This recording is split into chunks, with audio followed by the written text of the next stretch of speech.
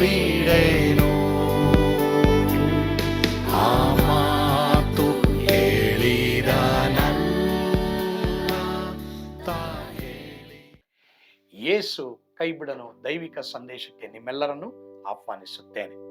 ಇಂದು ನಾವು ಕೀರ್ತನೆ 146ನೇ ಕೀರ್ತನೆ 7ರಿಂದ 10ನೇ ವಚನವನ್ನ ಧ್ಯಾನ ಮಾಡಲಿದ್ದೇವೆ.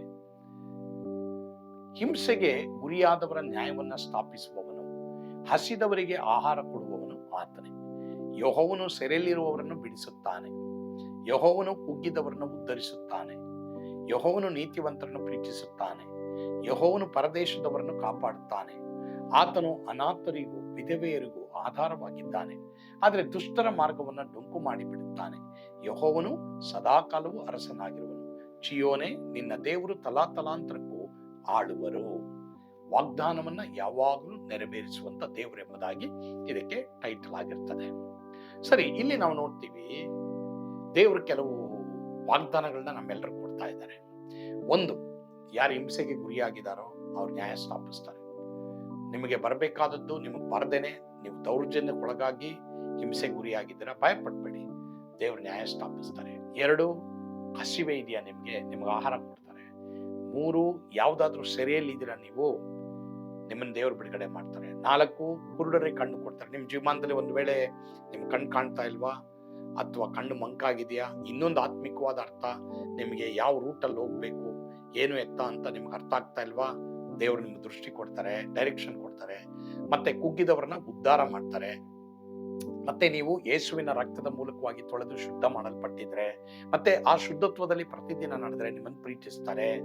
ಮತ್ತೆ ದೇವರು ಪರದೇಶವನ್ನು ಪ್ರೀತಿಸ್ತಾರೆ. ಒಂದು ವೇಳೆ ನೀವೆಲ್ಲರೂ ಫಾರಿನ್ ಕಂಟ್ರಿಗೆ ಹೋಗ್ತೀರಾ, ನೀವು ಪರದೇಶದಲ್ಲಿ ಏನ್ ಮಾಡ್ಬೇಕಂತ ಗೊತ್ತಾಗ್ತಾರೆ, ದೇವರು ನಿಮ್ಮನ್ನು ಪ್ರೀತಿಸ್ತಾರೆ. ಆತನು ಅನಾಥರಿಗೂ ವಿಧವೆಯರಿಗೂ ಆಧಾರವಾಗಿದ್ದಾನೆ, ಆದ್ರೆ ದುಷ್ಟರ ಮಾರ್ಗವನ್ನು ದುಃಖ ಮಾಡ್ತಾನೆ. ಪ್ರಿಯರೇ, ದುಷ್ಟ ಮಾರ್ಗ ಹಿಡಿಬೇಡಿ. ಯಾರು ಹಿಡಿತಾರೆ ಏನೋ ಅವೆಲ್ಲ ಯೋಚನೆ ಮಾಡಬೇಡಿ. ದೇವರ ಅನಾಥರಿಗೂ ವಿಧವೆಯರಿಗೂ ಆಧಾರವಾಗಿದ್ದಾನೆ, ನಿಮ್ಗೆ ಆಧಾರವಾಗಿದ್ದಾರೆ. ದೇವರೇ, ನನಗೆ ಯಾರಿಲ್ಲಪ್ಪ ನೀನೇ ಅಂತ ಹೇಳ್ರಿ, ನಿಮ್ಗೆ ಆಧಾರವಾಗಿರ್ತಾರೆ. ಕರ್ತನು ತಾನೇ ಆ ರೀತಿ ನಿಮ್ಮನ್ನು ಆಶೀರ್ವದಿಸಲಿ. ಆಮೇಲೆ ಪ್ರಾರ್ಥಿಸೋಣವಾ? ನಮ್ಮನ್ನು ಬಹಳವಾಗಿ ಪ್ರೀತಿ ಮಾಡುವಂತ ನಮ್ಮ ಸ್ವರ್ಗೀಯ ತಂದೆ ಆ ದೇವರೇ, ಹೌದಪ್ಪ, ಇಷ್ಟೆಲ್ಲ ವಾಗ್ದಾನಗಳನ್ನ ನಮ್ಗೆ ಕೊಟ್ಟಿದ್ಯಾ.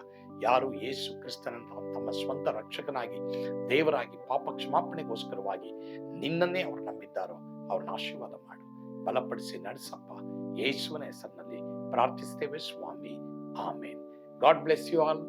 ಒಂದು ಮಾತ್ರ ನೆನಪಿನಲ್ಲಿ ಇಟ್ಕೊಳ್ಳಿ, ಯೇಸು ನಿಮ್ಮನ್ನು ಕೈ ಬಿಡಲ್ಲ.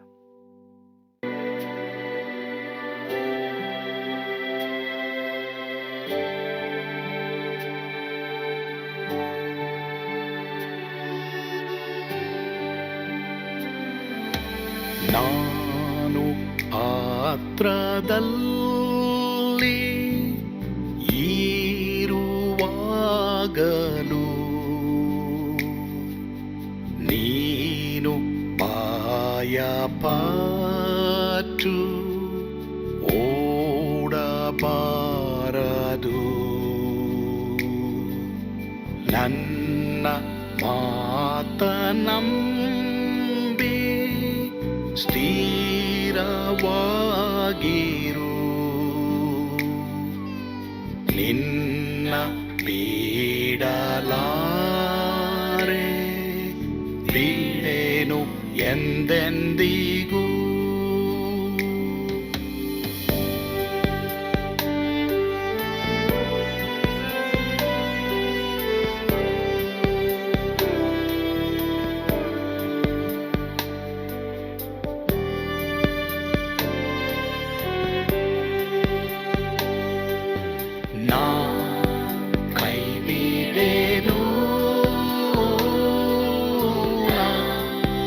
ಕೈ ಬಿಡೆನು, ಆ ಮಾತು ಹೇಳಿದನಲ್ಲ ತಾ ಹೇಳಿದನಲ್ಲವೇ. ನಾ ಕೈ ಬಿಡೆನು, ನಾ ಕೈ ಬಿಡೆನು, ಆ ಮಾತು ಹೇಳಿದನ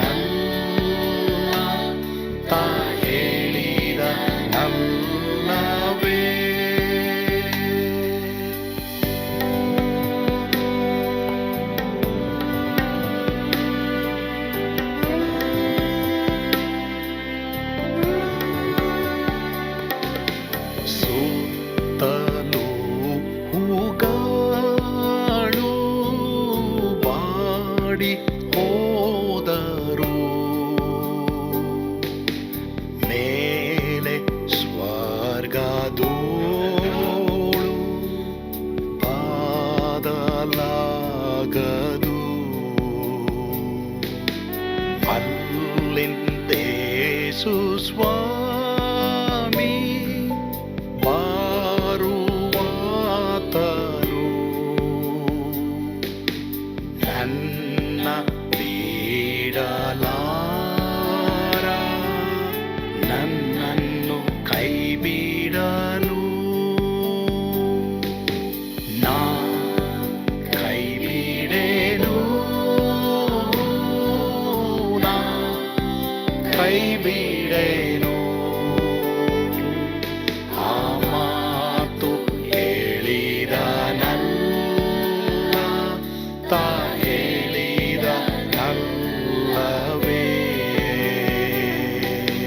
ನಾ ಕೈ ಬಿಡೆನು, ನಾ ಕೈ ಬಿಡೆನು. ಆ ಮಾತು ಹೇಳಿದನಲ್ಲ,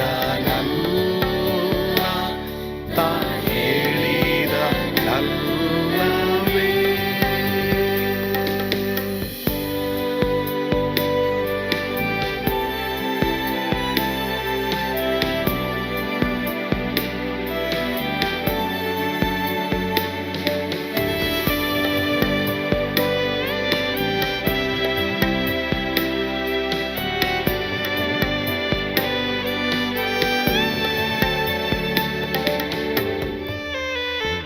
ಮುಂದೆ ಬಾವು ಕಷ್ಟ ಬಾರುತ್ತಿದ್ದರು,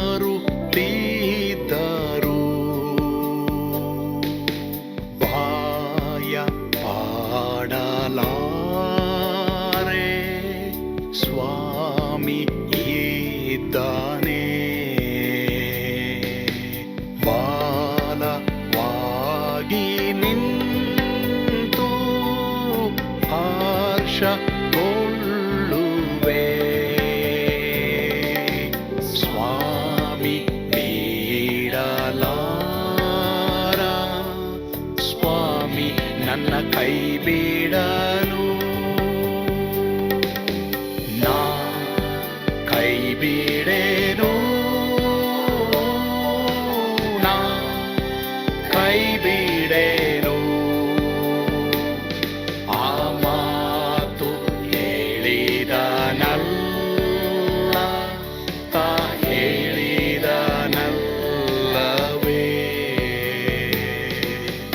ನಾ ಕೈ ಬಿಡೆನು, ನಾ ಕೈ ಬಿಡೆನು. ಆ ಮಾತು ಹೇಳಿದನಲ್ಲ, ತಾ ಹೇಳಿದನಲ್ಲವೇ. ತಾ ಹೇಳಿದನಲ್ಲವೇ.